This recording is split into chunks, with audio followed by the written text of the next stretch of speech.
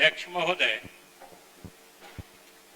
आपकी अनुमति से मैं वित्तीय वर्ष 2023-24 के लिए राज्य का वार्षिक आय व्यय यानी बजट अनुमान सदन के समक्ष प्रस्तुत कर रहा हूँ।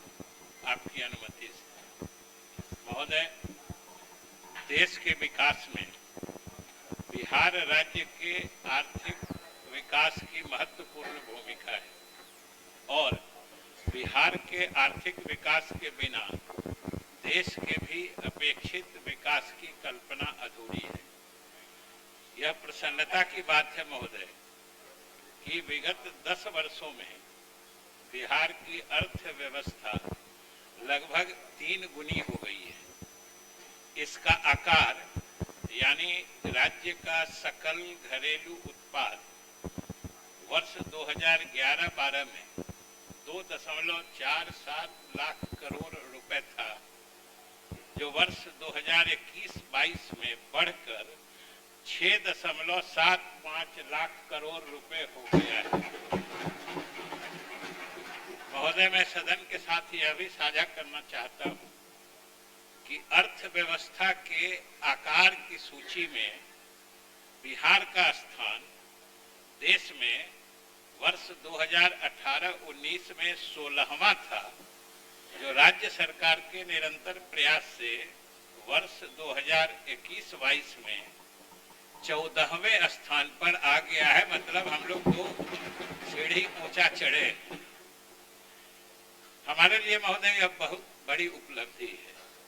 साथ ही अंतर्राष्ट्रीय मुद्रा कोष यानी IMF के आकलन के अनुसार वैश्विक स्तर पर 2021-22 में जो पूरे विश्व की अर्थव्यवस्था है उसका औसत आर्थिक वृद्धि दर मात्र 6% रहा।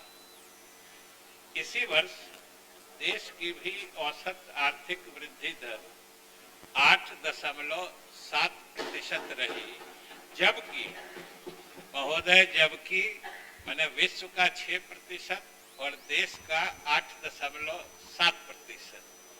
और मुझे सदन को यह बताते हुए गर्व महसूस हो रहा है कि इसी अवधि में बिहार की आर्थिक वृद्धि दर 10.98% रही, यानी लगभग 11% रही।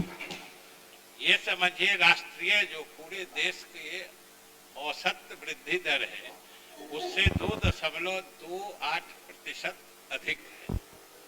यहाँ मैं महोदय यह भी उल्लेख करना चाहता हूँ कि मुख्यमंत्री के मार्गदर्शन में आर्थिक नीतियों के प्रभावकारी क्रियान्वयन के फलस्वरूप हमारा राज्य वर्ष 2021-22 में आर्थिक विकास के मामले में पूरे देश में 3 नंबर पर रहा है। महोदय, पूरे देश में आर्थिक विकास में हम 3रे नंबर पर रहे।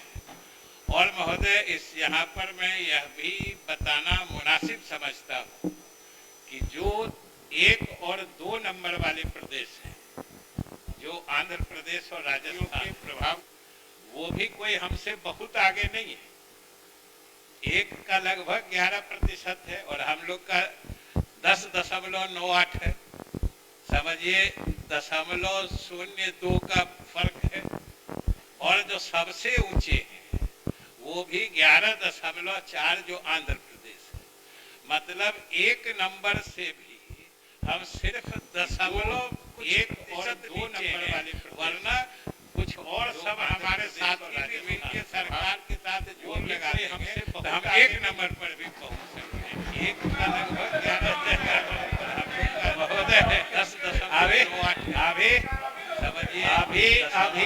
अभी उसका ब्रेकअप बताएं। वो भी 11 समझ लीजिए ना कि 21-22 का भी जब हम ब्रेकअप बताएंगे कहाँ क्या प्रगति हुई थी और उसमें भी आपको लगेगा कि आपके कारण थोड़ा पीछे ही गए। हम 1 नंबर पर भी महोदय आप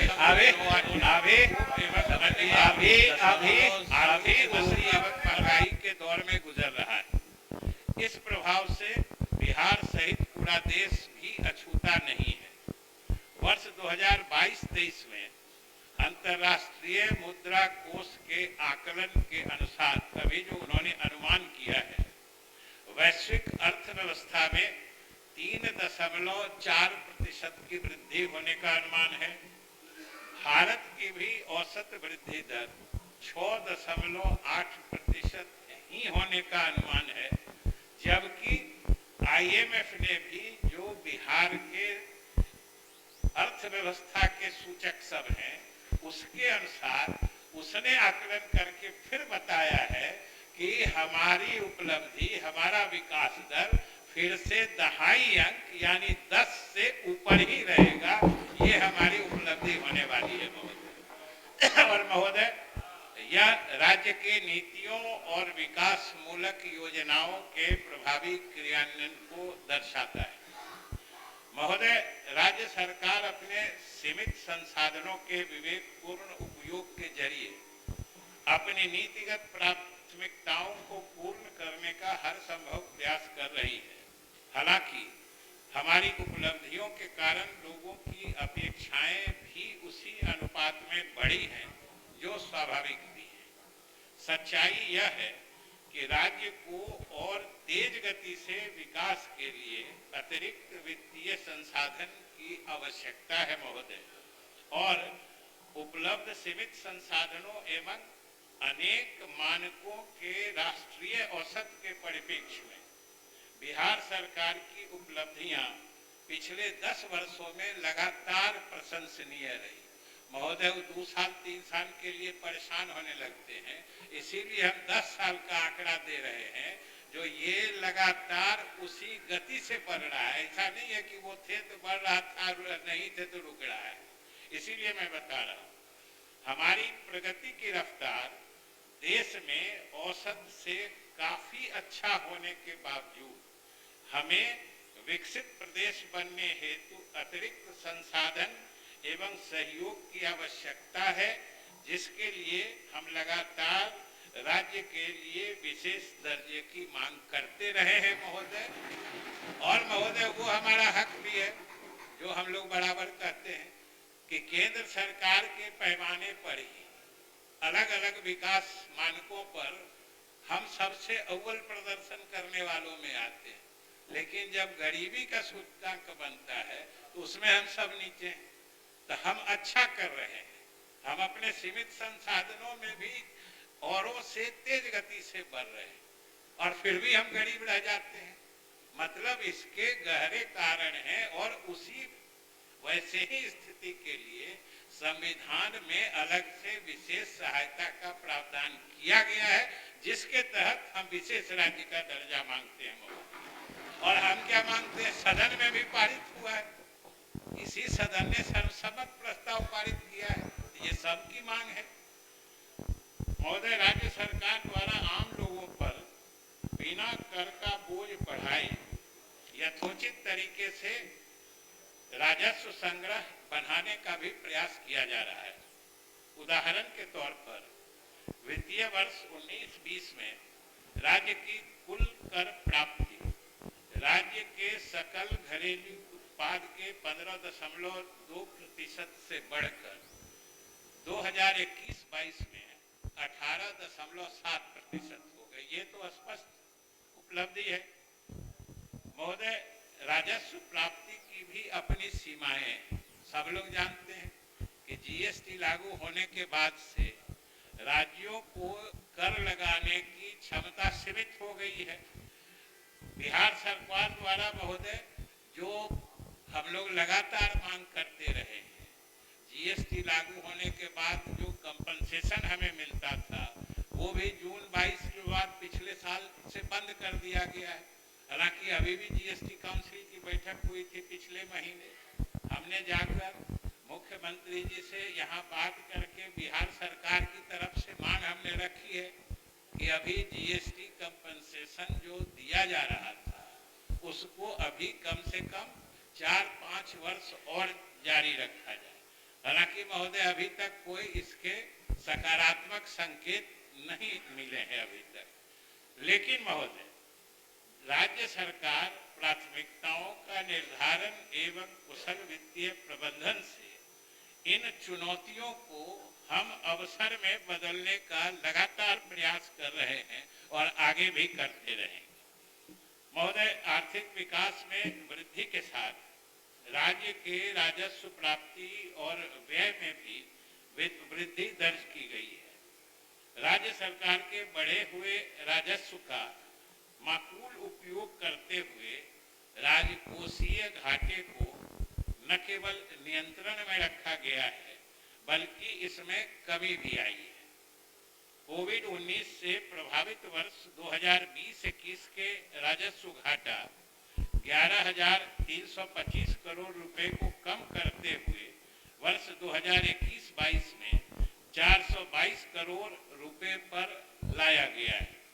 राज्य के पूंजीगत व्यय में भी वृद्धि की गई है, जिससे विकास के लिए जरूरी आधारभूत संरचनाओं का निर्माण किया जा सके। साथ ही सामाजिक क्षेत्र की योजनाओं पर भी व्यय में बढ़ोतरी की गई है। महोदय, आर्थिक विकास के साथ बिहार में सामाजिक विकास के प्रतिमान भी स्पष्ट रूप से दृष्टिगोचर होते हैं। राज्य सरकार जनता के सुख और समृद्धि के लिए प्रतिबद्ध है, इसीलिए शिक्षा और स्वास्थ्य हमारी सर्वोच्च प्राथमिकता रही है। विभिन्न लक्षित कार्यक्रमों के क्रियान्वयन के कारण राज्य में शिशु मृत्यु दर वर्ष 2012 में 43,000 जीवित जन्म से घटकर 2020 में 27 हो गई है और राष्ट्रीय औसत वर्ष 2012 में 42 था, जो 2020 में 28 हो गया। और महोदय, ये शिक्षा के क्षेत्र में 2021-22 में प्राथमिक स्तर पर कक्षा 1 से 8 में बच्चों का नामांकन 2.14 करोड़ रहा, जिसमें लड़कों का नामांकन 1.09 करोड़ तथा लड़कियों का 1.05 करोड़ है। महोदय, सकल नामांकन अनुपात यानी ग्रॉस इनरोलमेंट रेशियो शिक्षा का एक महत्वपूर्ण मानक है। वर्ष 2021-22 में प्राथमिक स्तर कक्षा 1 से 8 तक में विद्यार्थियों के लिए सकल नामांकन अनुपात 6.2% था, जिसमें लड़कियों के लिए यह अनुपात 97.4% रहा। यह राज्य के समावेशी विकास के मॉडल का एक नमूना है। सामाजिक क्षेत्र में वंचित समुदायों के कल्याण के लिए हमारा व्यय निरंतर बढ़ रहा है। पिछले लगभग 1.5 दशक में सामाजिक सेवाओं पर व्यय लगभग 11 गुना बढ़ा है, जिसका प्रमाण सभी सुधरते हुए सामाजिक संकेतकों यथा शिशु मृत्यु दर, मातृ मृत्यु दर, कुल प्रजनन दर एवं सकल नामांकन अनुपात आदि में दिखता है। महोदय, सरकार के 7 निश्चय 2 के विभिन्न अवयवों यथा युवा शक्ति बिहार की प्रगति, सशक्त महिला सक्षम महिला, हर खेत में सिंचाई का पानी, स्वच्छ गांव समृद्ध गांव, स्वच्छ शहर विकसित शहर, सुलभ संपर्कता एवं सबके लिए अतिरिक्त स्वास्थ्य सुविधा के माध्यम से समेकित विकास के लिए राज्य सरकार दृढ़ संकल्पित है। मुझे सदन को यह बताने में हर्ष हो रहा है कि बिहार की कई महत्वाकांक्षी योजनाओं का अनुकरण आज देश में हो रहा है। इसको जरूर ध्यान से सुनिएगा। बिहार के कई योजनाओं का आज अनुकरण देश में हो रहा है। हम जैसे साल वर्ष के साथ बता देते हैं, हर घर नल का जल योजना। महोदय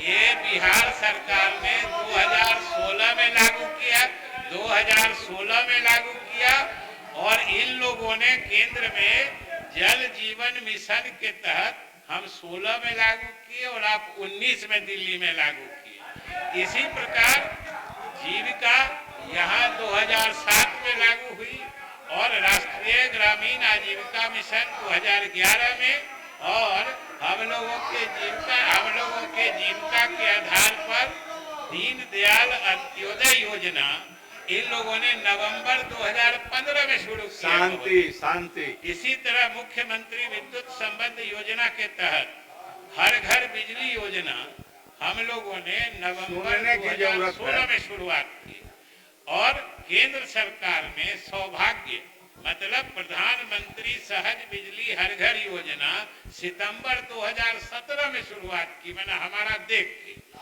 और महोदय इसी तरह जल जीवन हरियाली योजना हम लोगों ने 2 अक्टूबर 2019 से शुरू किया, जिसके तहत तालाबों के पुनरुद्धार एवं सौंदर्यीकरण के तर्ज पर हम लोगों ने जो जल जीवन हरियाली, महोदय यही आप ही के अनेक्सी में विस्तारित भवन में सेंट्रल हॉल में भर दिन का हुआ था, और हम लोगों ने 19 में लागू किया।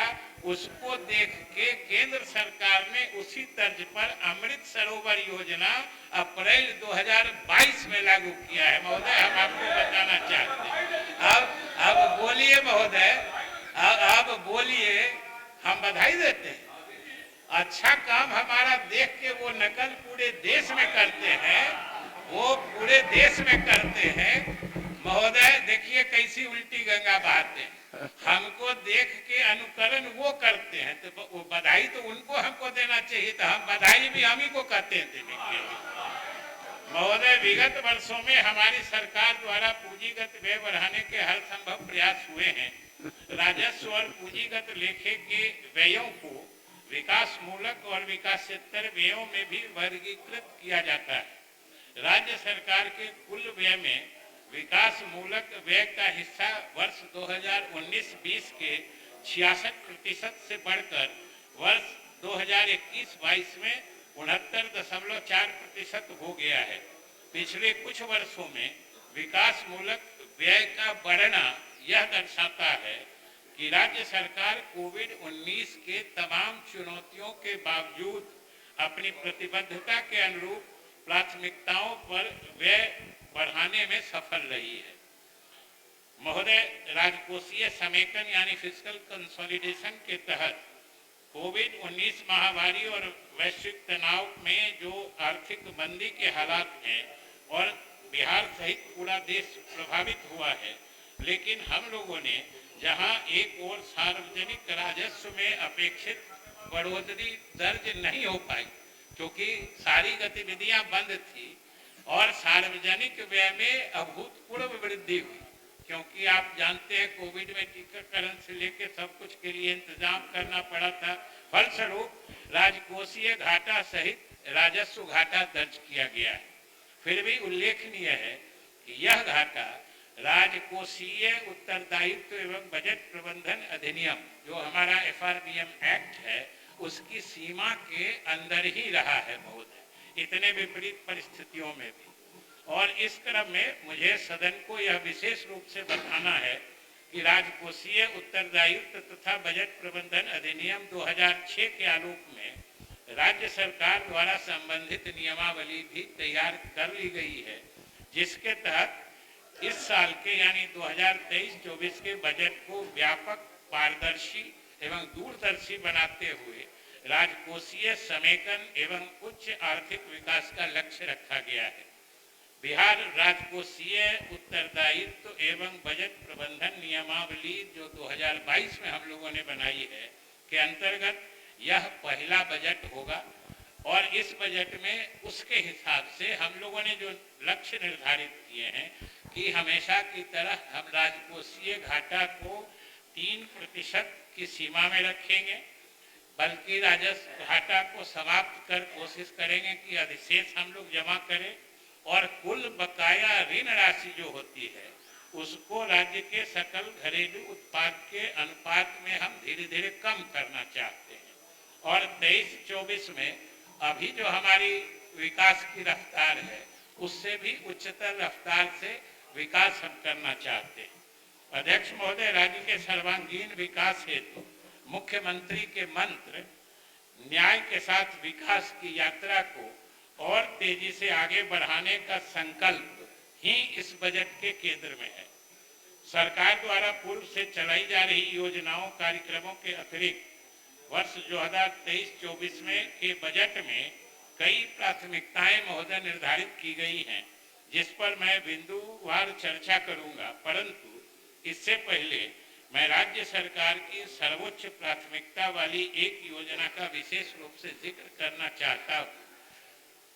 राज्य सरकार द्वारा जाति आधारित गणना कराए जाने का निर्णय लिया गया है महोदय, और मुझे बताते हुए यह खुशी हो रही है कि इसी सदन ने दो बार सर्वसम्मति से जाति आधारित गणना कराने का निर्णय लिया था, जिसको हम लोगों की सरकार ने मुख्यमंत्री के नेतृत्व में अमली जामा पहनाने का काम शुरू कर दिया है। इससे राज्य की पूरी आबादी के जातिगत आंकड़ों के साथ उनकी आर्थिक स्थिति का भी सर्वेक्षण कराया जाना है। इसके अंतर्गत अभी तक जातिगत जनसंख्या के मामले में भ्रम की स्थिति बनी रहती है। जातिगत आबादी के अनुरूप एवं उनके आर्थिक पिछड़ेपन के आधार पर समाज के प्रत्येक वर्ग के विकास हेतु लक्षित योजनाएं तैयार कर उन्हें सामाजिक एवं आर्थिक दृष्टिकोण से सशक्त एवं समृद्ध बनाना ही इसका लक्ष्य है महोदय।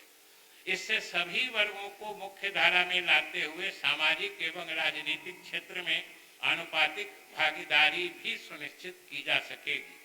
इस कार्य को मई 2023 तक यानी इसी वर्ष के मई महीने तक पूरा करने का लक्ष्य है। उक्त कार्य हेतु सामान्य प्रशासन विभाग को जिम्मेदारी सौंपते हुए जिला पदाधिकारी को नोडल पदाधिकारी के रूप में नामित किया गया है और इसके लिए राज्य सरकार द्वारा 500 करोड़ रुपए की राशि का प्रावधान कर दिया गया है।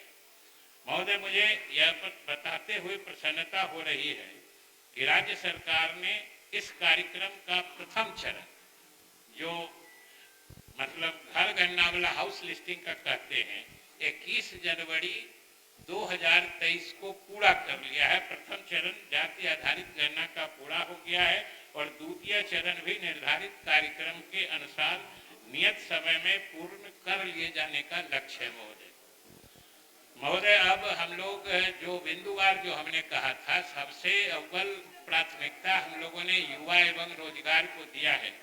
राज्य सरकार के 7 निश्चय 2 का प्रथम अवयव युवा शक्ति बिहार की प्रगति है। राज्य की 32% से अधिक आबादी युवाओं की है। युवा भविष्य के आधार होते हैं। सरकार की 10 लाख युवाओं को रोजगार देने की घोषणा है। इस हेतु युवाओं को सरकारी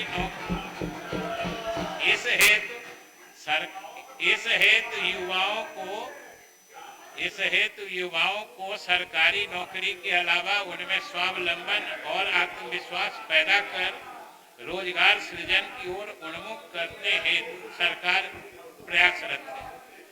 इसके तहत सरकारी स्तर पर विभिन्न योजनाओं के माध्यम से कौशल विकास और उद्यमिता बढ़ाने के साथ पूंजी की सहज उपलब्धता सुनिश्चित की जा रही है। इसके तहत राज्य के युवाओं के सर्वांगीण विकास के लिए 2023-24 के बजट में इसको प्राथमिकता दी गई है। महोदय, राज्य के विभिन्न पदों एवं सेवाओं में नियुक्ति के लिए बिहार लोक सेवा आयोग को लगभग 49,000, कर्मचारी चयन आयोग को लगभग 2,900 तथा बिहार तकनीकी सेवा आयोग को लगभग 12,000 अर्थात कुल 63,900 पदों की अधियाचना भेजी जा चुकी है। महोदय, बिहार पुलिस के सुदृढ़ीकरण हेतु बढ़ती जनसंख्या के अनुपात में आवश्यकता आधारित सीधी नियुक्ति हेतु पुलिस कर्मियों के कुल 75,543 विभिन्न पदों के सृजन की स्वीकृति दी गई है। महोदय, राज्य के प्रारंभिक विद्यालयों में 90,762 विज्ञापित पदों के विरुद्ध 42,000 शिक्षकों की नियुक्ति की जा चुकी है और शेष 48,762 पदों पर नियुक्ति प्रक्रियाधीन है। महोदय, राज्य के मध्य विद्यालयों में शारीरिक शिक्षा एवं स्वास्थ्य अनुदेशक के नवसृजित 8,386 पद के विरुद्ध अब तक 2,500 अनुदेशकों की नियुक्ति की गई है। शेष 5,886 पदों पर नियुक्ति प्रक्रियाधीन है। महोदय, राज्य के प्राथमिक विद्यालयों में प्रधान शिक्षक हेतु 40,506 सृजित पदों के संबंध में अग्रतर कार्रवाई की जा रही है।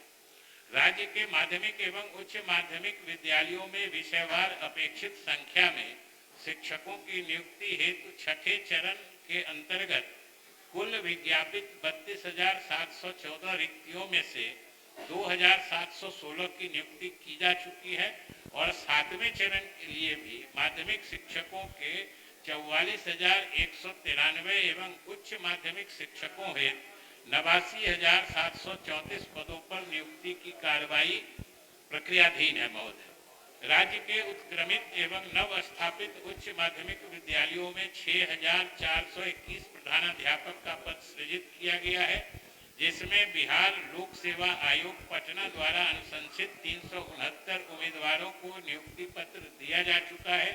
शेष पदों पर नियुक्ति की कार्रवाई महोदय प्रक्रियाधीन है। इसके अतिरिक्त कंप्यूटर शिक्षक के 7,360 एवं विशेष शिक्षक के 270 पद सृजित किए गए हैं। महोदय, अभियंत्रण महाविद्यालयों एवं पॉलिटेक्निक संस्थानों में शिक्षकों के लिए स्वीकृत कुल 3,021 रिक्त पदों पर नियुक्ति की कार्रवाई की जा रही है।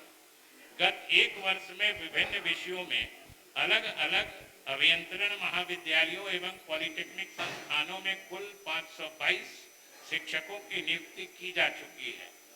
वर्ष 2022-23 में अभियंत्रण महाविद्यालय एवं पॉलिटेक्निक संस्थानों में नए पाठ्यक्रम के संचालन हेतु क्रमशः 19 एवं 118 अर्थात कुल 217 नए शिक्षकों एवं कर्मियों के पद सृजित किए गए हैं।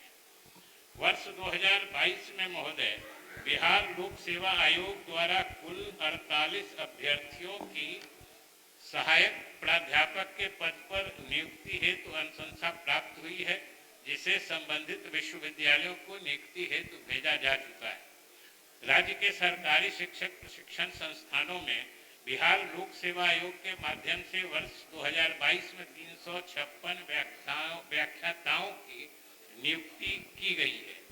राज्य के नर्सिंग प्रशिक्षण संस्थानों में 165 नर्सिंग अनुशिक्षक यानी ट्यूटर की नियुक्ति एवं पदस्थापन की कार्रवाई की गई है और लगभग 10,550 ANN की नियमित नियुक्ति की कार्रवाई चल रही है।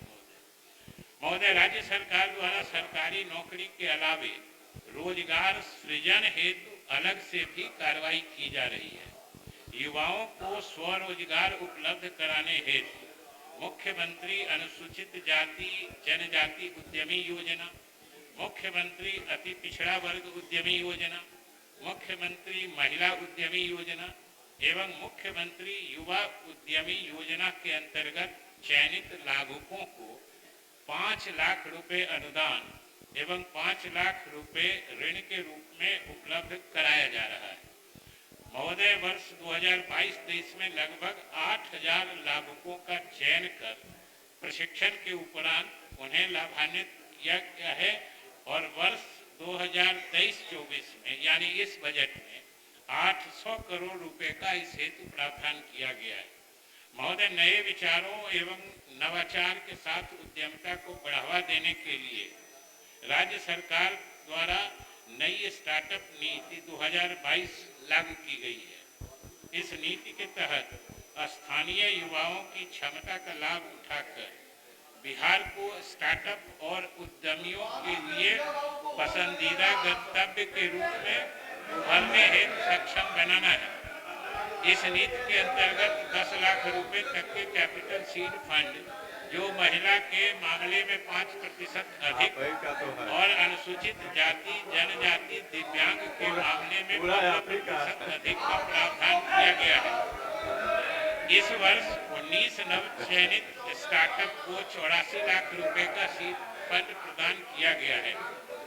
महोदय, मुख्यमंत्री ग्राम परिवहन योजना के अंतर्गत प्रति पंचायत 7 लाभुक जिसमें 4 अनुसूचित जाति के या जनजाति के एवं 3 अत्यंत पिछड़ा वर्ग के यात्री वाहन, ई रिक्शा एवं एम्बुलेंस के क्रय पर अनुदान दिया जाता है।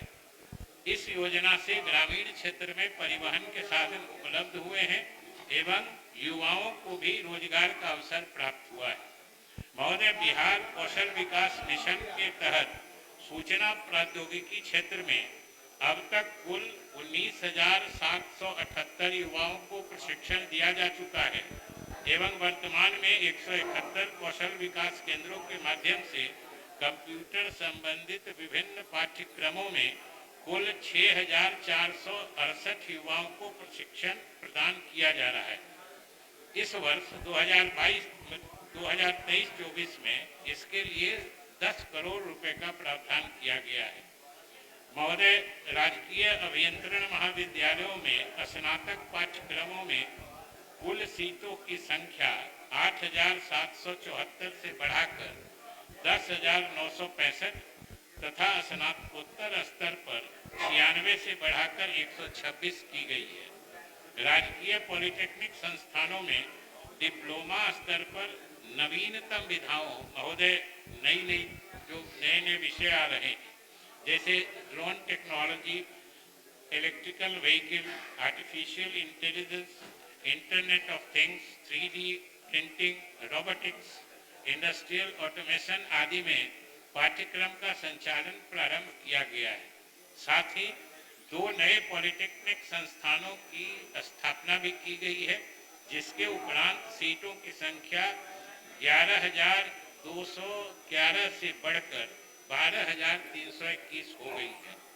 महोदय, अभियंत्रण महाविद्यालयों में स्नातक स्तर पर artificial intelligence, internet of things, machine learning, data science, cyber security, blockchain technology इत्यादि नवीनतम विधाओं में पाठ्यक्रम का संचालन वर्ष 2022-23 से प्रारंभ किया गया है। महोदय, मुख्यमंत्री अनुसूचित जाति एवं अनुसूचित जनजाति सिविल सेवा प्रोत्साहन योजना के अंतर्गत बिहार लोक सेवा आयोग एवं संघ लोक सेवा आयोग में उत्तीर्ण होने वाले अनुसूचित जाति एवं अनुसूचित जनजाति के अभ्यर्थियों को अग्रतर तैयारी हो एक मुश्त क्रमशः 50,000 रुपये एवं 1 लाख रुपए का लाभ दिया जाता है। अब तक संघ लोक सेवा आयोग के लिए 113 एवं बिहार लोक सेवा आयोग के लिए 3,394 अर्थात कुल 3,507 अभ्यर्थियों को इस योजना का लाभ दिया गया है। महोदय, मुख्यमंत्री अत्यंत पिछड़ा वर्ग सिविल सेवा प्रोत्साहन योजना के अंतर्गत बिहार लोक सेवा आयोग एवं संघ लोक सेवा आयोग के प्रारंभिक परीक्षा में उत्तीर्ण होने वाले अत्यंत पिछड़ा वर्ग के अभ्यर्थियों को अग्रतर तैयारी हेतु एक मुश्त क्रमशः 50,000 एवं 1 लाख रुपए का लाभ दिया जाता है। अब तक लोक सेवा आयोग के 143 और बिहार लोक सेवा आयोग के 5,518 अर्थात कुल 5,661 अभ्यर्थियों को इस योजना का महोदय लाभ दिया गया है। राज्य के औद्योगिक प्रशिक्षण संस्थानों में गुणवत्ता बढ़ाने की योजना लागू की गई है। इसमें प्रशिक्षण हेतु कुल 23 पाठ्यक्रमों का चयन किया गया है तथा प्रशिक्षण पूर्ण करने के पश्चात प्रशिक्षित छात्रों को रोजगार उपलब्ध कराने हेतु टाटा टेक्नोलॉजी द्वारा 20 इंडस्ट्री पार्टनर्स को चयनित किया गया है। प्रथम चरण में चयनित 60 औद्योगिक प्रशिक्षण संस्थानों में 20 संस्थानों में 9 पाठ्यक्रमों का प्रशिक्षण माह अप्रैल 2023 से प्रारंभ किया जाना प्रस्तावित है। महोदय, राज्य में तकनीकी शिक्षा के उन्नयन एवं विकास हेतु बिहार अभियंत्रण विश्वविद्यालय अधिनियम 2021 के द्वारा बिहार अभियंत्रण विश्वविद्यालय की स्थापना की गई है और इसी तरह खेलकूद को बढ़ावा देने हेतु अंतर्राष्ट्रीय क्रिकेट स्टेडियम एवं स्पोर्ट्स एकेडमी राजगीर के परिसर में एक खेल विश्वविद्यालय की स्थापना की जा रही है।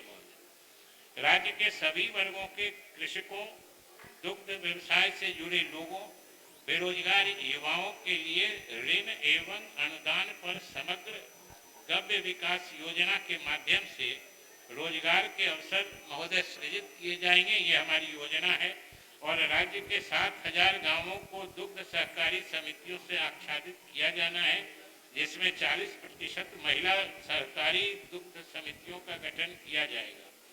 इस योजना के तहत वर्ष 23-24 में 113.60 करोड़ रुपए का प्रावधान किया गया है।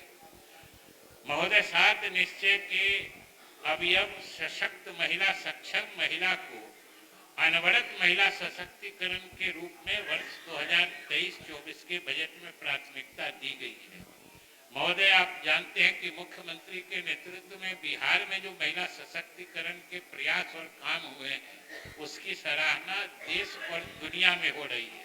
पंचायती राज संस्थाओं में वर्ष 2006 एवं नगर निकायों में वर्ष 2007 में महिलाओं के लिए 50% आरक्षण का प्रावधान लागू कर बिहार ने पूरे देश को रास्ता दिखाया। महोदय, इसका नतीजा है आज इसका नतीजा है कि हम आज की बात कर रहे हैं। वर्तमान में 4,209 मुखिया, 5,982 पंचायत समिति के सदस्य, 654 जिला पार्षद महिलाएं निर्वाचित हैं और नगर निकायों में भी 16 मुख्य पार्षद एवं 6 उप मुख्य पार्षद महिलाएं सहित कुल 2,858 महिला पार्षद निर्वाचित हुई है इस चुनाव में। और बिहार सरकार की महत्वाकांक्षी परियोजना जीविका बिहार में महिलाओं के सशक्तिकरण एवं उनके आर्थिक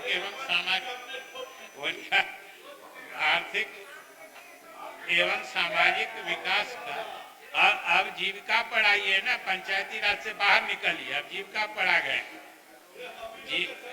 बिहार में महोदय महिलाओं के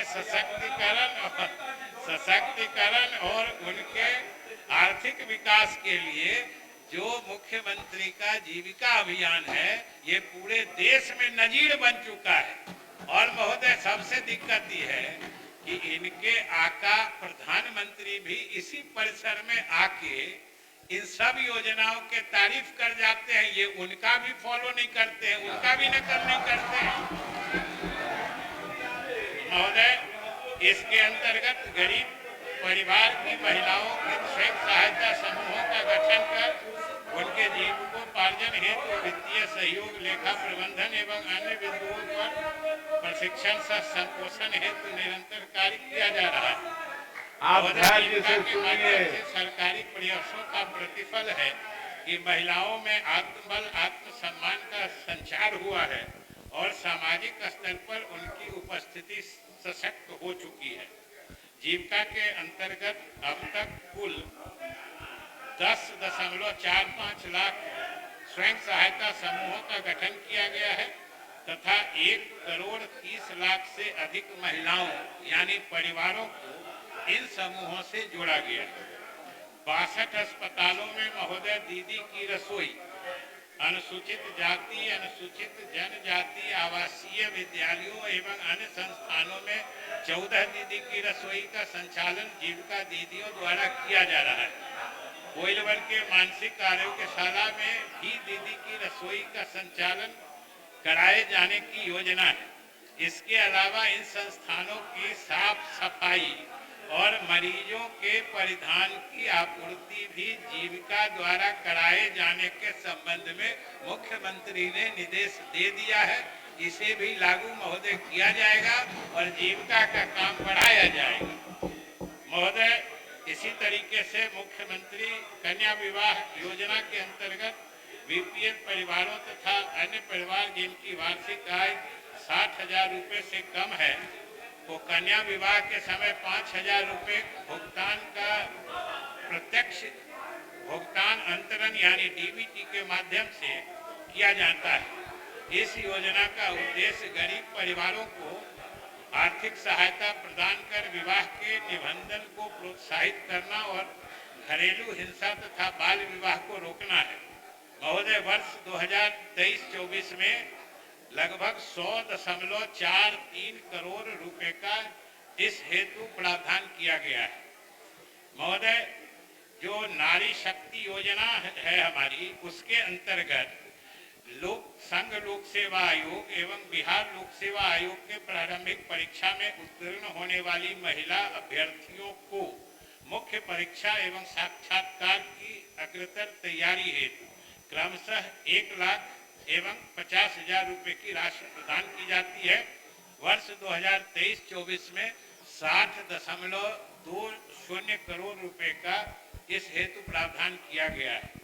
महोदय, पूर्व से स्वीकृत 17 अन्य पिछड़ा वर्ग कन्या आवासीय +2 विद्यालयों के अतिरिक्त वर्ष 2022-23 में राज्य के 12 जिलों यानी कैमूर, सुपौल, पूर्वी चंपारण, सिवान, जहानाबाद, मुजफ्फरपुर, खगड़िया, शेखपुरा, गोपालगंज, बेगूसराय, भोजपुर एवं बक्सर में 520 आसन वाले एक अन्य पिछड़ा वर्ग कन्या आवासीय +2 उच्च विद्यालयों के भवन निर्माण की स्वीकृति प्रदान कर दी गई है। और महोदय, मुख्यमंत्री बालिका साइकिल योजना के लिए 50 करोड़ रुपए का प्रावधान किया गया है। बालिका पोशाक योजना के लिए 100 करोड़ रुपए का प्रावधान किया गया है। कन्या उत्थान योजना के लिए 400 करोड़ रुपए का प्रावधान किया गया है। बालिका प्रोत्साहन योजना के लिए 200 करोड़ रुपए का प्रावधान किया गया है।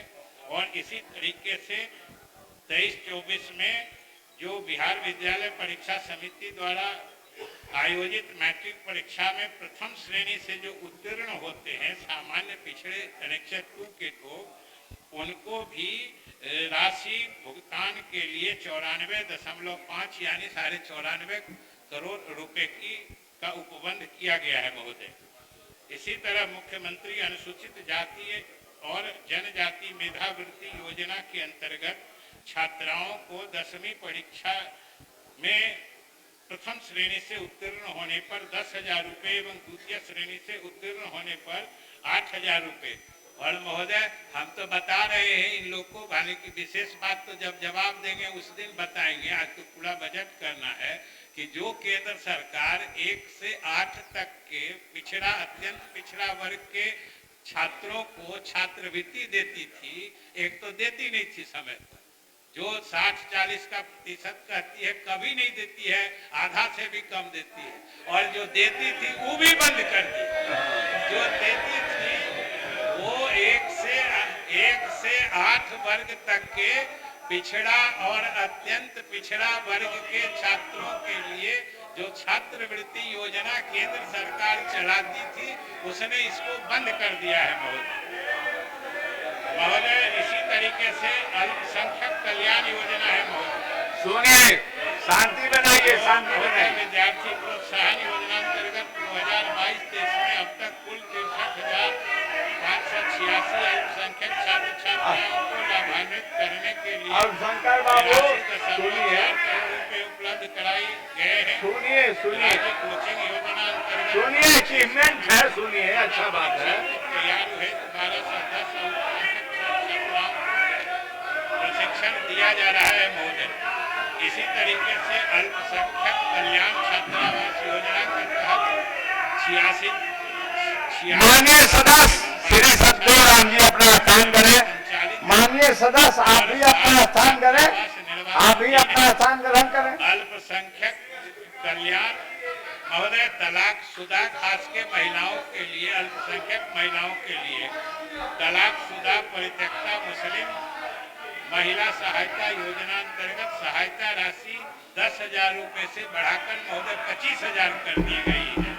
राज्य सरकार द्वारा इस राशि से इनके आत्मनिर्भरता हेतु सहायता प्रदान करती है। महोदय, सरकार द्वारा प्रत्येक जिले में कम से कम एक अल्पसंख्यक आवासीय विद्यालय का निर्माण कराए जाने की योजना है। दरभंगा एवं किशनगंज में निर्माण कार्य लगभग पूरा हो चुका है।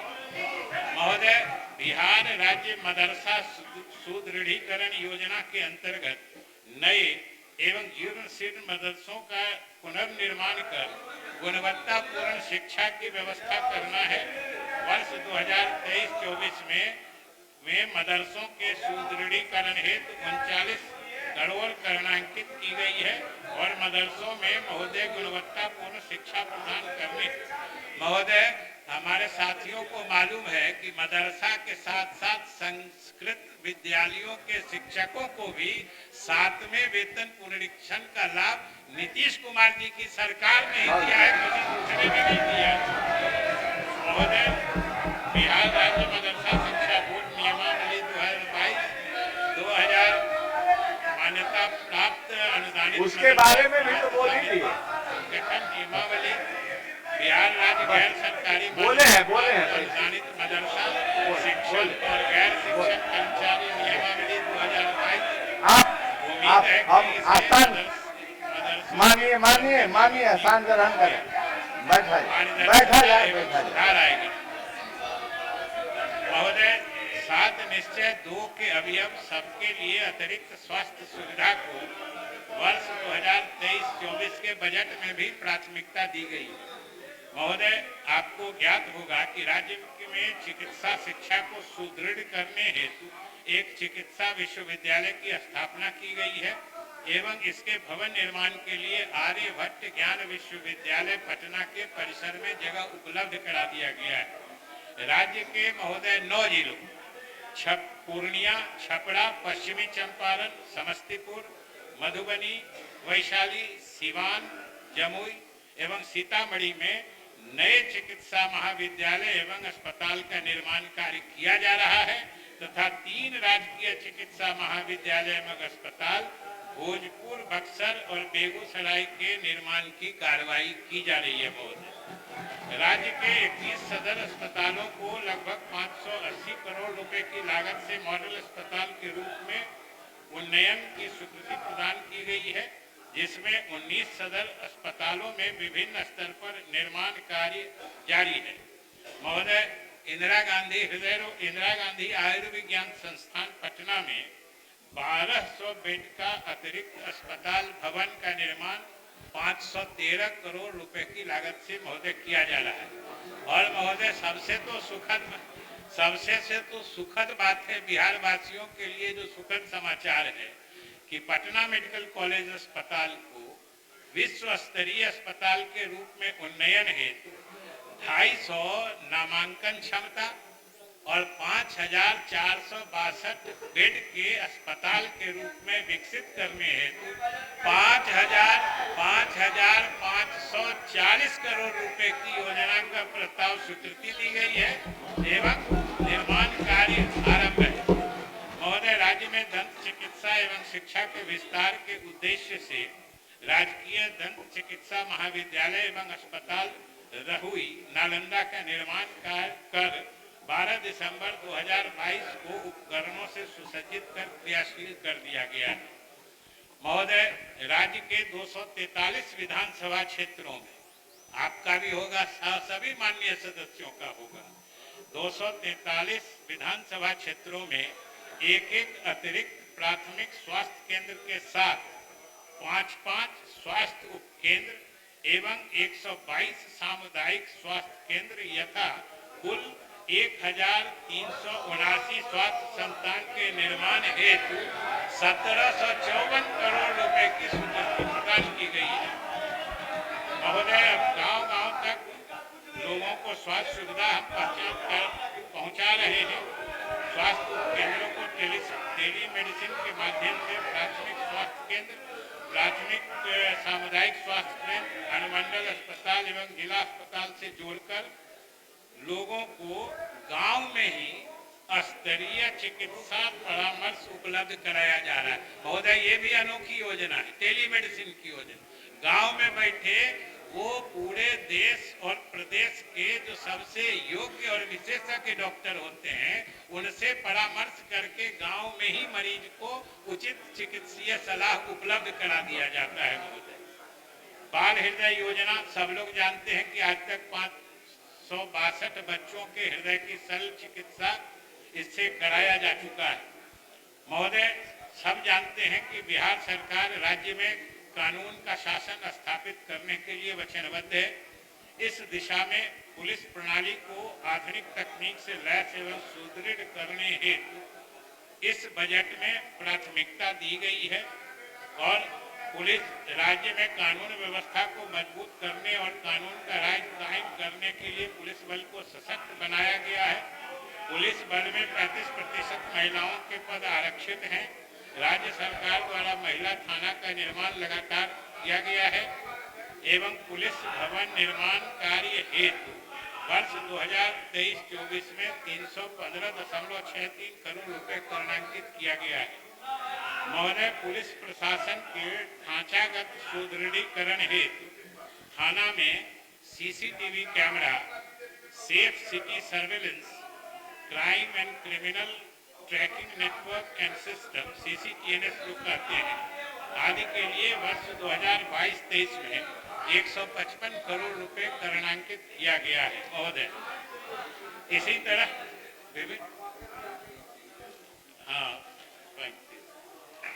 विभिन्न स्थानों पर कारा उपखरा के भवन निर्माण हेतु वर्ष 2023-24 में 100 करोड़ रुपए तथा नए काराओं के निर्माण हेतु भू अर्जन मद में 30 करोड़ रुपए कर्णांकित किया गया है। महोदय, राज्य सरकार के 7 निश्चय 2 के अवयव हर खेत तक सिंचाई का पानी एवं स्वच्छ गांव समृद्ध गांव को कृषि एवं ग्रामीण विकास के रूप में वर्ष 2023-24 के बजट में यानी इस बजट में प्राथमिकता दी गई है। महोदय, ग्रामीण अर्थव्यवस्था को सुदृढ़ करने, किसानों को खुशहाल बनाने और ग्रामीण जीवन को सुविधाजनक एवं सुगम बनाने की दिशा में राज्य सरकार लगातार प्रयासरत है। महोदय, सदन को यह बताना है कि कृषि रोड मैप में निर्धारित कार्यक्रमों के प्रभावी क्रियान्वयन के फलस्वरूप 2011-12 में चावल, 12-13 में गेहूं, 15-16 में मक्का, 16-17 में फिर मक्का और 17-18 में गेहूं के उत्पादन एवं उत्पादकता में उल्लेखनीय उपलब्धि के लिए भारत सरकार द्वारा राज्य को कुल 5 कृषि कर्मण पुरस्कार दिए गए। और महोदय, यह भी बताते हुए खुशी है कि गुणवत्ता उत्पाद में गुणवत्तापूर्ण उत्पाद के रूप में पहचान बनाने वाले बिहार के कृषि धरोहरों, जो हमारी समझिए कि परंपरागत विशेषता रही है, कतरनी चावल, जर्दालू आम, शाही लीची, मगही पान और मिथिला मखाना को राज्य सरकार के प्रयास से भौगोलिक सूचकांक पंजीकरण यानी GI टैग मिल गया है। ये राज्य सरकार की भारी उपलब्धि है। महोदय, राज्य के कृषि क्षेत्र के त्वरित विकास के लिए राज्य सरकार द्वारा वर्ष 2008 से कृषि रोड मैप लागू किया गया है। 2008 से वर्तमान में तृतीय कृषि रोड मैप की अवधि 31 मार्च 2023 तक निर्धारित है। इसके आगे 5 वर्षों के लिए चतुर्थ कृषि रोड मैप बनाने का कार्य किया जा रहा है एवं इसे वर्ष 2023-24 में ही प्रारंभ करने की योजना है। महोदय, आपको भी स्मरण होगा कि इसी संबंध में अभी हाल में 21 फरवरी को राज्य भर के प्रतिनिधि किसानों के साथ मुख्यमंत्री ने यहाँ ज्ञान भवन में विमर्श किया था और चतुर्थ कृषि रोड मैप में दलहन एवं तिलहन तथा पोषक अनाज को बढ़ावा देने के लिए महोदय विशेष कार्यक्रम चलाए जाएंगे। पौधा संरक्षण सेवाओं को किसानों तक सहजता से पहुंचाने के लिए विशेष पहल किया जाएगा। इसके लिए अत्याधुनिक ड्रोन तकनीक का प्रयोग किया जाएगा। महोदय, जलवायु अनुकूल कृषि कार्यक्रम के तहत फसल पद्धति में बदलाव के साथ साथ फसल अवशेष के प्रबंधन एवं पुआल का उपयोग पशु चारा के लिए करने के संबंध में कार्य किया जा रहा है। बागवानी फसलों को बढ़ावा देने के लिए किसानों में फसल विविधीकरण को प्रोत्साहित किया जा रहा है। गैर कृषि योग्य बंजर भूमि में नींबू लेमन ग्रास की खेती के लिए किसानों को आर्थिक सहायता दी जा रही है। महोदय, अभी हम लोग भी गए थे तो गया के बांके बाजार और जमुई में सब जगह हम लोगों ने देखा है गंगा नदी के किनारे अवस्थित जिलों में ऑर्गेनिक कॉरिडोर का विस्तार किया जा रहा है महोदय। और जैविक खेती अंतर्गत 92,000 एकड़ से अधिक क्षेत्र में तथा टपकन सिंचाई यानी ड्रिप इरिगेशन के अंतर्गत लगभग 13,000 एकड़ क्षेत्र में खेती की जा रही है। महोदय, जैविक खेती को प्रोत्साहन देने हेतु विशिष्ट उत्पादों को बाजार से जोड़ने का प्रयास किया जा रहा है ताकि किसानों को लागत के अनुरूप समुचित कीमत प्राप्त हो सके। महोदय, परंपरागत फसलों के अलावा अब नगदी खेती के क्षेत्र में हल्दी, मिर्च आदि के साथ स्ट्रॉबेरी, शिमला मिर्च, फूल गोभी के नीले पीले प्रभेद आदि सब का उत्पादन अच्छी मात्रा में महोदय शुरू हो चुका है। और वर्ष 2022 में बागवानी विकास के उद्देश्य से सेंटर ऑफ एक्सीलेंस चंडी के द्वारा 9.4 लाख सब्जियों का पौधा एवं सेंटर ऑफ एक्सीलेंस देसरी के द्वारा 2.3 लाख फलों का पौधा किसानों के बीच वितरित किया गया। राज्य में बागवानी विकास के तहत मखाना एवं मधु के सेंटर ऑफ एक्सीलेंस स्थापित किए जाएंगे। महोदय, ये सब महत्वपूर्ण व्यवस्था होगी जिसमें मधु और मखाना दोनों को सही उत्पादकता भी बढ़ेगी और उसको सही बाजार भी मिल पाएगा। महोदय, इसी तरीके से संयुक्त राष्ट्र संघ के द्वारा वर्ष 2023 को जो अंतर्राष्ट्रीय मिलेट वर्ष घोषित किया गया है, राज्य में भी मिलेट फसलों की खेती को बढ़ावा देने के लिए बिहार में मिलेट मिशन की शुरुआत होगी। चतुर्थ कृषि रोड मैप में दलहन एवं तिलहन फसलों के विकास पर महोदय विशेष बल दिया जाएगा। इसके लिए राज्य में दलहन एवं तिलहन विकास मिशन की स्थापना की जाएगी। महोदय, आप भी जानते हैं कि समुन्नत कृषि की कल्पना बिना उपयुक्त सिंचाई व्यवस्था के नहीं की जा सकती है। सिंचाई के क्षेत्र में अतिरिक्त सिंचाई क्षमता का सृजन किया जाएगा एवं सरकार हर खेत तक सिंचाई का पानी उपलब्ध कराने को संकल्पित है। महोदय, इसके लिए कई योजनाओं का क्रियान्वयन चल रहा है। जैसे महोदय, जमुई जिला के सिकंदरा प्रखंड के अंतर्गत जो बहुवार नदी पर सूखाग्रस्त क्षेत्र में सिंचाई सुविधा प्रदान कराने की योजना है, जिसे हम कुंड घाट जलाशय योजना के नाम से जानते हैं, 185.21 करोड़ रुपए की राशि से इसका निर्माण किया जा रहा है। इससे सिकंदरा प्रखंड के कुल 2035 हेक्टेयर क्षेत्र में सिंचाई सुविधा उपलब्ध होगी। महोदय, एक महत्वपूर्ण योजना सिंचाई विभाग की नदी जोड़ योजना है। इस योजना के पूर्ण होने से समझिए कि जो बाढ़ में पानी सरप्लस होता है उसका भी अंतरण हो पाएगा दूसरी नदियों में, साथ ही सिंचाई सुविधा भी बढ़ेगी। अभी कोसी मेची लिंक योजना पर कार्य किया जा रहा है। महोदय, उत्तर कोयल नहर परियोजना के अवशेष कार्य को क्रियान्वित करने का कार्यक्रम है। इससे औरंगाबाद और गया जिले में कुल 95,521 हेक्टेयर अतिरिक्त सिंचाई सुविधा उपलब्ध हो सकेगी। इस योजना की कुल लागत राशि 3,199.85 करोड़ रुपए है और इसको 2025 मार्च तक पूरा करने का लक्ष्य है। महोदय, जल संसाधन विभाग द्वारा वर्ष 22-23 में कुल 156 योजनाओं का क्रियान्वयन कर 45,194 हेक्टेयर भूमि को सिंचित किया गया है। महोदय, 23-24 में यानी इस बजट में 200 करोड़ रुपए का इस हेतु प्रावधान किया गया है। महोदय, लघु जल संसाधन विभाग द्वारा 120 योजना का कार्य प्रारंभ कर 56 योजनाओं को पूर्ण कर लिया गया है। 13 चेक डैम योजना का कार्य प्रारंभ कर 9 को पूर्ण कर लिया गया है।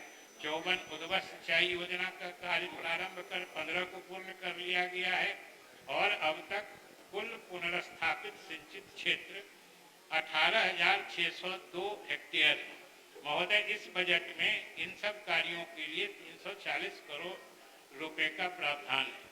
महोदय, आप बिहार में जानते हैं कि मुख्यमंत्री के निर्देश पर एक विशेष योजना जिसको हम कृषि फीडर के नाम जानते हैं, वो मुख्यमंत्री कृषि विद्युत संबंध योजना के रूप में ग्रामीण क्षेत्रों में कृषि कार्य हेतु प्राथमिकता पर विद्युत संबंध उपलब्ध कराया जाता है। महोदय, इसके लिए 1319.61 करोड़ रुपए की योजना क्रियान्वित की जा रही है तथा इसी वर्ष इसको पूरा करने का लक्ष्य है।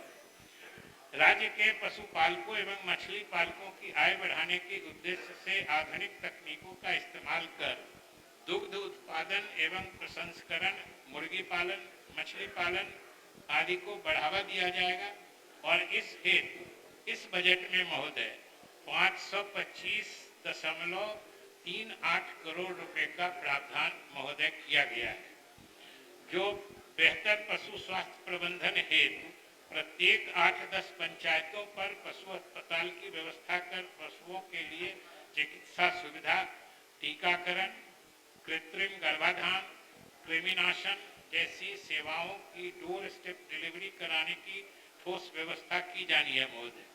कॉल सेंटर में फोन कर अथवा मोबाइल ऐप के माध्यम से ही इन सुविधाओं को प्राप्त किया जा सकता है। इसके अलावा महोदय, राज्य के सभी जिलों में मछुआरों यानी मत्स्य पालकों को सामूहिक दुर्घटना बीमा योजना, ग्रुप एक्सीडेंटल इंश्योरेंस स्कीम से आच्छादित करने की योजना लागू की गई है। महोदय, मुख्यमंत्री ग्रामीण आवास सहायता योजना के तहत 1 अप्रैल 2010 के पूर्व इंदिरा आवास योजना अंतर्गत लाभ प्राप्त अनुसूचित जाति, अनुसूचित जनजाति और अति पिछड़ा वर्ग के वैसे परिवार जिनके आवास अधूरे अथवा अपूर्ण अवस्था में है, उन्हें पूर्ण कराने के लिए मुख्यमंत्री ग्रामीण आवास सहायता योजना के तहत 50,000 रुपए की राशि की सहायता उपलब्ध कराए जाने का महोदय प्रावधान किया गया है। महोदय, अब ग्राम पंचायत के प्रत्येक वार्ड में सार्वजनिक उपयोग हेतु चरणबद्ध रूप से सोलर लाइट लगाने का प्रावधान किया गया है। यह कार्य प्रारंभ भी हो गया है और इसके लिए 392 करोड़ रुपए का प्रावधान महोदय किया गया है।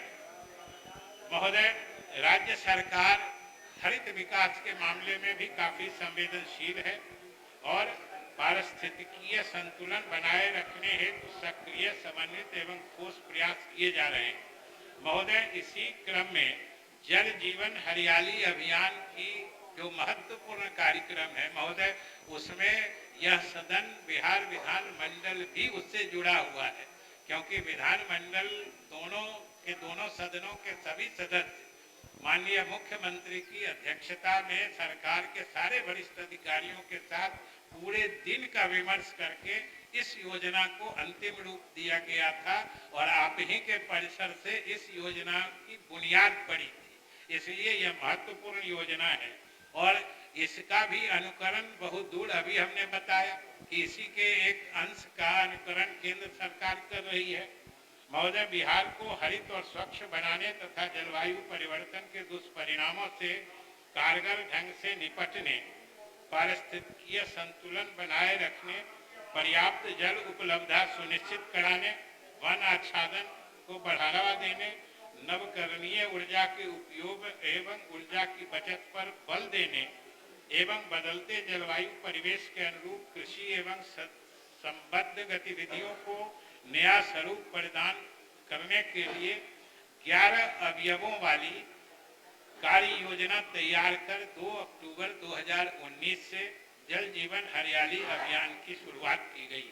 महोदय, इसी के तहत जल संचयन भी है और महोदय, वर्षा जल संचयन को प्रोत्साहित करने के लिए सरकार ने एक वर्ष लिया है कि महोदय की जल संरचना वर्षा जल संचयन हेतु जिस मकान में संरचना जो बिल्डर हैं वो बना देते हैं, तो उनको होल्डिंग टैक्स में 5% की छूट देने की सरकार ने निर्णय लिया है, जिससे कि जो घर बनाने वाले लोग हैं वो अपने अपने मकान में जो वर्षा जल संचयन की व्यवस्था कर ले, उनको होल्डिंग टैक्स भी महोदय 5% कम लगेगा। महोदय, सौर ऊर्जा अक्षय ऊर्जा का स्रोत है महोदय वही ऊर्जा है जो सब दिन उसी रूप में रहती है। इस ऊर्जा की बचत हेतु अभी तक महोदय 2216 सरकारी कार्यालयों पर सौर ऊर्जा संयंत्रों की स्थापना महोदय की गई है और इसको बढ़ावा देने के उद्देश्य से राज्य सरकार द्वारा कजरा एवं पीरपैंती में उपलब्ध भूमि, जिसमें पूर्व में ताप विद्युत घर लगाया जाना था, अब सौर ऊर्जा परियोजना लगाने का निर्णय महोदय लिया गया है, क्योंकि ताप विद्युत के खर्च को बढ़ाने का अब जमाना नहीं रह गया, जो उससे कार्बन निकलता है उसके कारण। महोदय इसी तरीके से नीचे मछली ऊपर बिजली की योजना है, भूमि जल संरक्षण योजना है और इसके तहत बीड़पुर में, सुपौल जिला में जो है बीड़पुर सेंटर ऑफ एक्सीलेंस में 108.93 करोड़ रुपए की लागत से फिजिकल मॉडलिंग सेंटर जो भौतिकीय प्रतिमान केंद्र की स्थापना कार्य प्रगति में है। महोदय ये पूरे भारतवर्ष में जो सबसे प्रामाणिक संस्थान है पुणे में, central water and power research station CWPRS, उसी के साथ मिलकर इस संस्थान का निर्माण बीड़पुर में किया जा रहा है।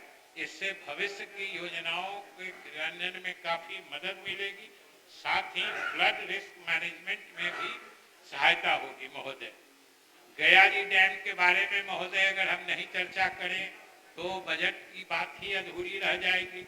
आप सब जानते हैं कि अभी इस गयाजी डैम को, इसका तो जो बहुउद्देशीय लक्ष्य है वो तो अलग है, अभी इन्हीं की सरकार में, भारत सरकार ने इसका अनोखापन देखते हुए, इसकी उपयोगिता देखते हुए इसको पुरस्कृत किया है।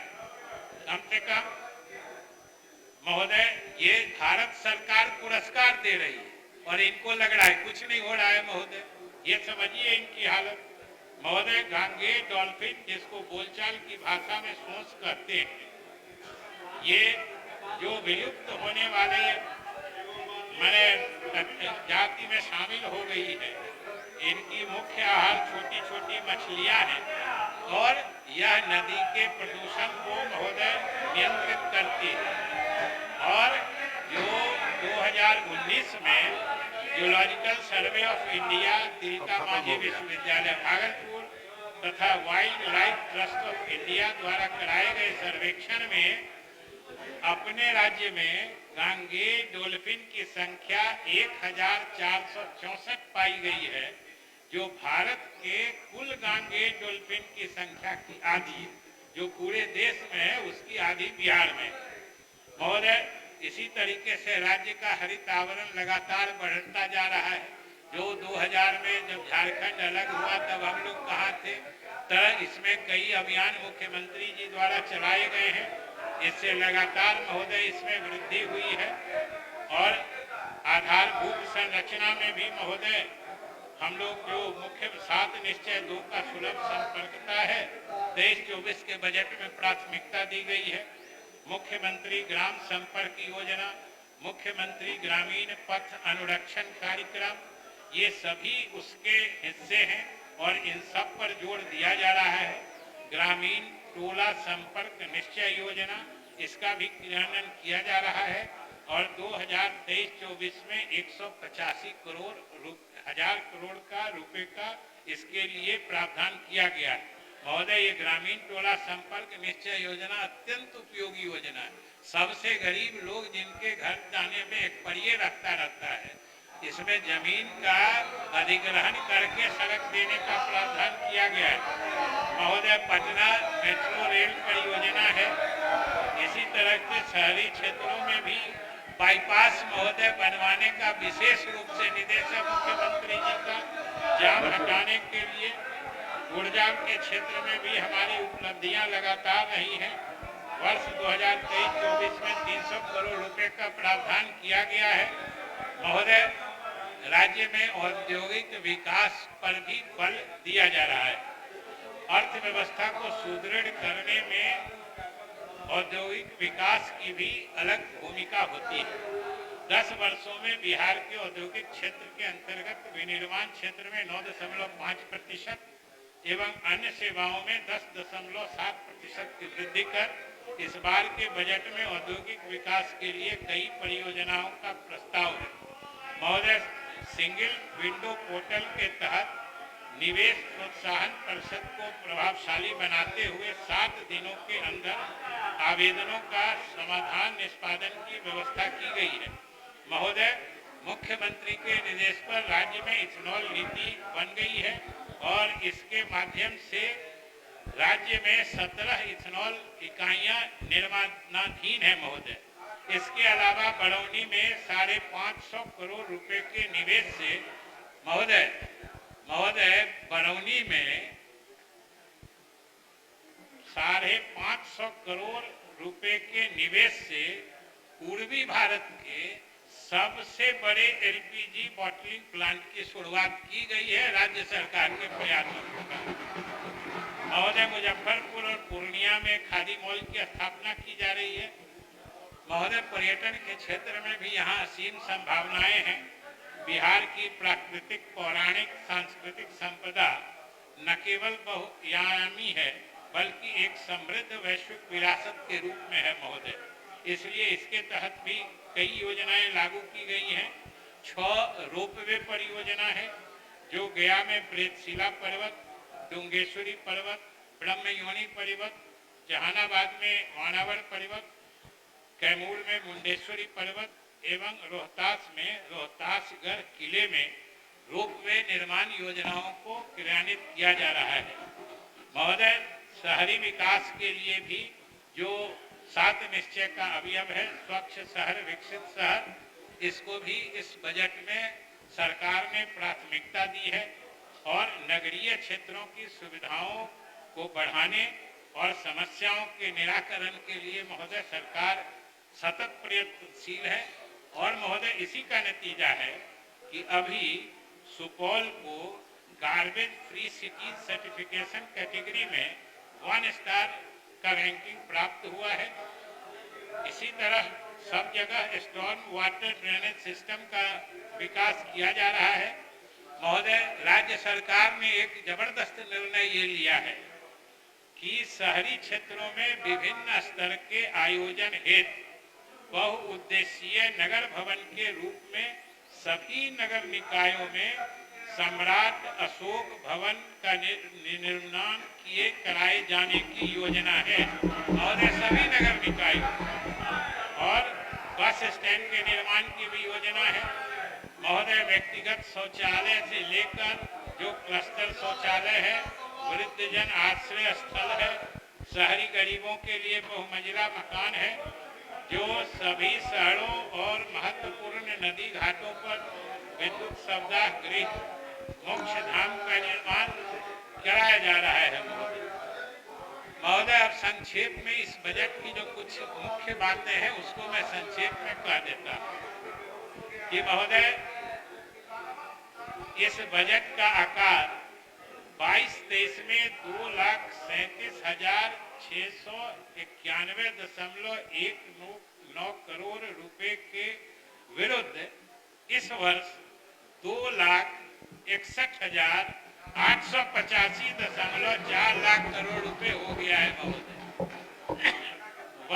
वित्तीय वर्ष 2023-24 में वार्षिक स्कीम का कुल बजट अनुमान लगभग 1 लाख करोड़ रुपए है। महोदय, स्थापना प्रतिबद्ध व्यय का बजट अनुमान भी 1,61,000 करोड़ रुपए के करीब है। कुल व्यय में स्कीम व्यय 38.2% है और स्थापना व्यय 61.8% है। इसी तरह महोदय, जो ऋण अदायगियां हैं उसके लिए हम लोगों ने 23,558.69 करोड़ रुपए की राशि के विरुद्ध हम लोगों को जो वापस करना है उसमें से 2,071 करोड़ 4 लाख रुपए की राशि केंद्र सरकार के ऋणों की है जो हम अदा करने वाले हैं और 21,487.65 करोड़ रुपए की राशि पूर्व में लिए गए आंतरिक ऋणों से संबंधित है। महोदय, इसी तरीके से ऋण एवं पेशगियां 2 एडवांसेस के लिए हमने प्रावधान किया है।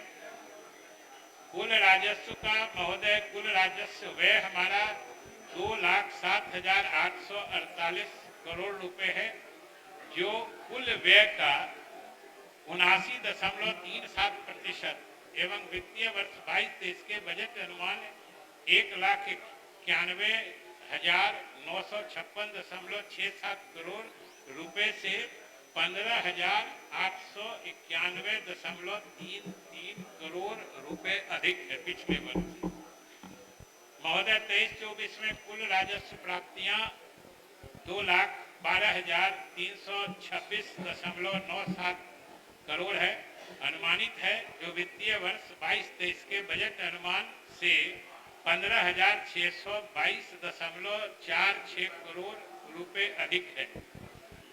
महोदय वित्तीय वर्ष 23-24 में राज्य के अपने स्रोतों से गैर कर राजस्व के रूप में 6,511.74 लाख रुपए प्राप्त होने का अनुमान है, जो कि वित्तीय वर्ष 2022-23 के बजट अनुमान 6,135.62 करोड़ रुपए की तुलना में 376.12 करोड़ रुपए अधिक है।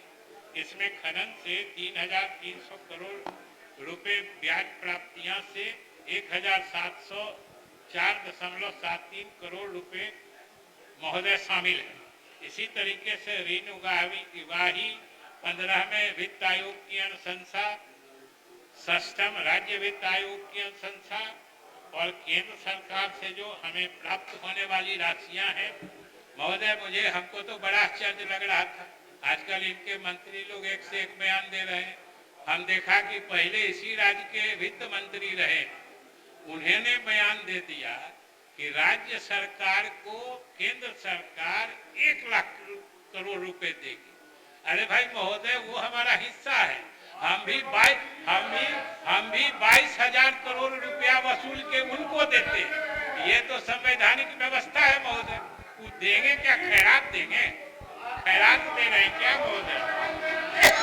और महोदय इसीलिए 23-24 में राज्य को केंद्र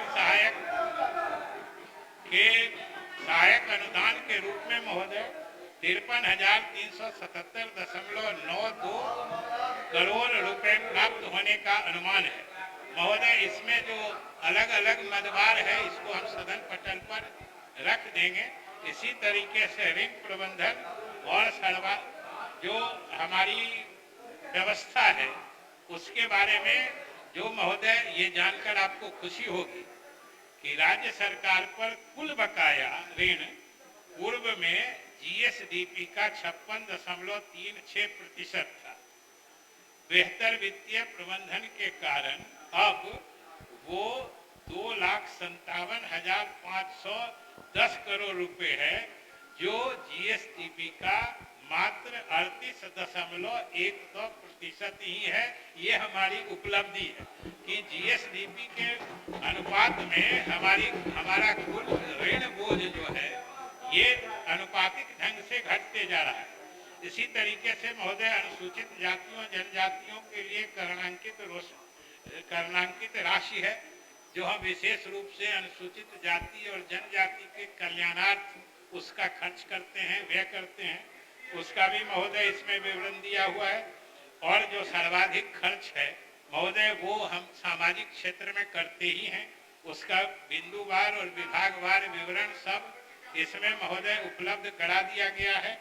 सभी अनुमान समेकित निधि में राशि भी महोदय 2023-24 में व्यय 2,66,363 करोड़ 96 लाख पर प्रस्तावित है, जिसमें नेट व्यय जो है निवल व्यय करते हैं 2,61,885.4 करोड़ रुपए है।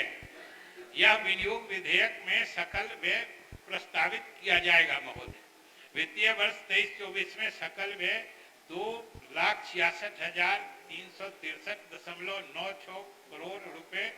इसमें से महोदय 2,22,634.54 करोड़ रुपए ये मतदेय होगा, जो आप पास करिएगा।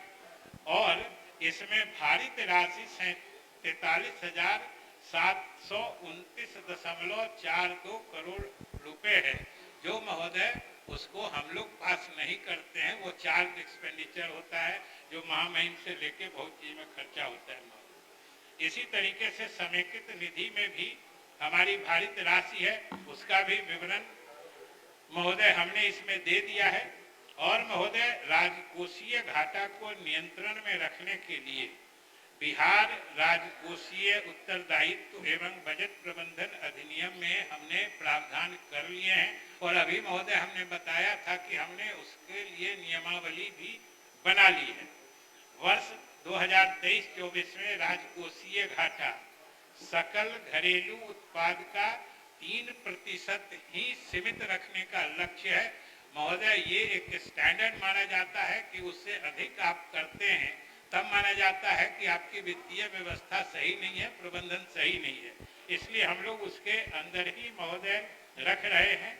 और 23-24 का सकल राज्य घरेलू उत्पाद 8,58,928 करोड़ रुपए अनुमानित है और राजकोषीय घाटा 25,567.84 करोड़ रुपए अनुमानित है, जो राज्य सकल घरेलू उत्पाद का 2.98% ही है महोदय। जो हमने कहा कि हम जो वित्तीय प्रबंधन का 3% जो एक अनुमान्य है उसके अंदर ही है। अभी दम आपको बताते हैं, अभी दम बता महोदय, कह रहे हैं दम नहीं है। और अभी कह रहे थे कि राज्य सरकार कहती है कि पैसा नहीं है, करेंगे कैसे महोदय? हम कैसे करते हैं ये तो कम से कम आप साथ रहे, आपको समझना चाहिए महोदय। और हम इनको बताना चाहते हैं कि कम पैसों में भी सबसे अधिक प्रगति हम कर रहे हैं। अभी हमने आंकड़े बता दिए कि सीमित संसाधन में हम सबसे तेज गति से तरक्की, और ये इसलिए करते हैं कि कहा गया है कि जब वलवला सादिक होता है, मतलब जो उत्साह है वो सच्चा हो। जब वलवला सादिक होता है और अज़्म मुसम्मा होता है, माने संकल्प जो मुख्यमंत्री बराबर करते हैं वो पक्का हो। कि जब वलवला सादिक होता है और अज़्म मुसम्मा होता है, तकमील का सामा फिर उस वक्त गैब से फराहम होता है। महोदय अगर प्रयास ईमानदार हो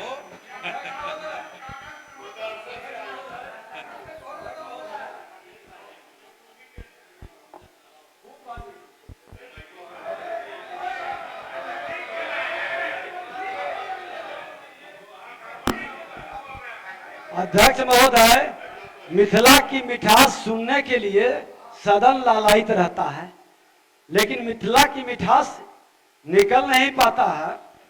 खजाना लूटा गेल, विकास गड़बड़ा गेल, सरकार लटपटा गेल, क्रिमिनल लहलहा गेल, बुझैती कि बजट गड़बड़ा गेल। महोदय, नेता प्रतिपक्ष के इस लखीसराय के विचार व्यक्त कर रहे हैं। आप समझिए महोदय, लखीसराय का आदमी जब मिथिला के मिठास की बात करेगा तो मिठास बिहार छोड़ के चला जाएगा। महोदय, इनके इस बात का जवाब हम जब परसों के बाद उत्तर देंगे ना, जब सब लोग अपनी राय रख लेंगे उस दिन देंगे।